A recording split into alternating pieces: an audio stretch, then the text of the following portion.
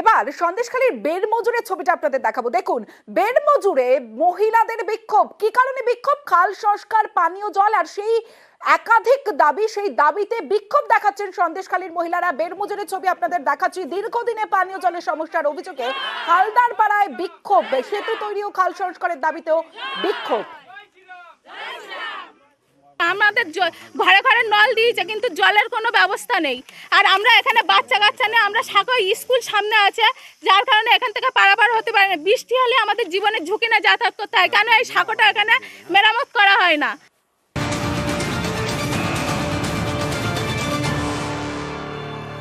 সন্দেশখালীর পাশাপাশি এবার অন্যান্য খবরের দিকে নজর রাখবো, কারণ 24-এর লোকসভা নির্বাচন চলছে। আর 24-এর ভোটের সময় 21-এর মামলার তদন্ত। কাঁথিতে তৃণমূল ব্লক সভাপতি সহ শাসক দলের 3 নেতার বাড়িতে সিবিআই হানা এবং প্রায় 3 ঘন্টা জিজ্ঞাসাবাদ সিবিআই আধিকারিকদের। আর এ নিয়ে ভোটের হাওয়া গরম কাঁথিতে।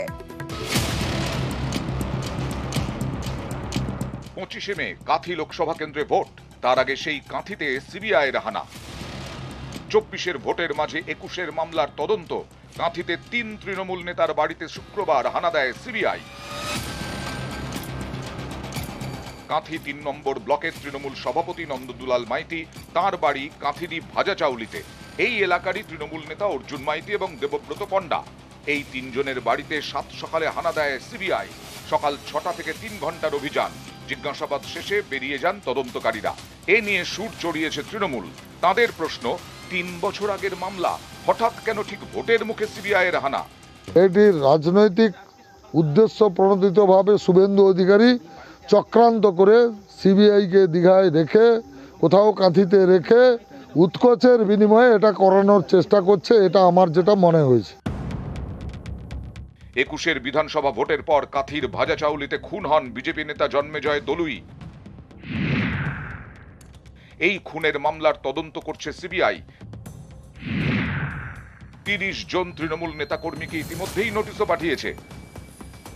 নোটিশের পর এবার তৃণমূলের ব্লক সভাপতি এবং আরো 2 নেতার বাড়িতে সিবিআই হানা।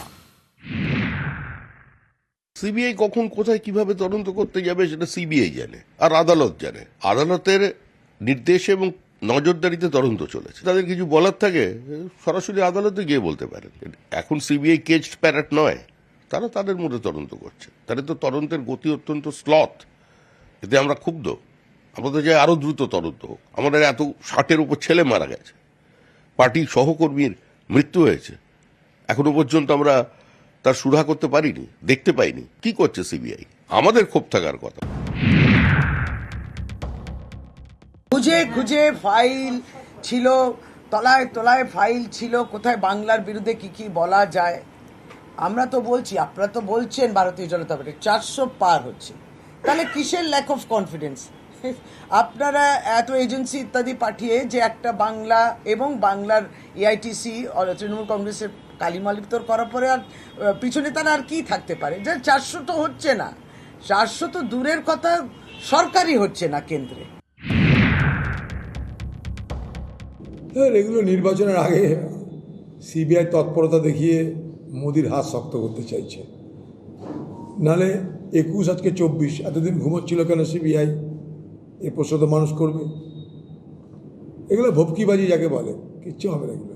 কাঁথি লোকসভা কেন্দ্রের নির্বাচন 25 মে, তার আগে আগে কাঁথি 3 নম্বর ব্লকের 3 তৃণমূল নেতার বাড়িতে সিবিআই হানা নিয়ে রাজনৈতিক চাপানুতর চলছে। কাঁথি থেকে ক্যামেরা শুভেন্দু কামিলার সঙ্গে সুজিত ভৌমিক, নিউজ 18 বাংলা।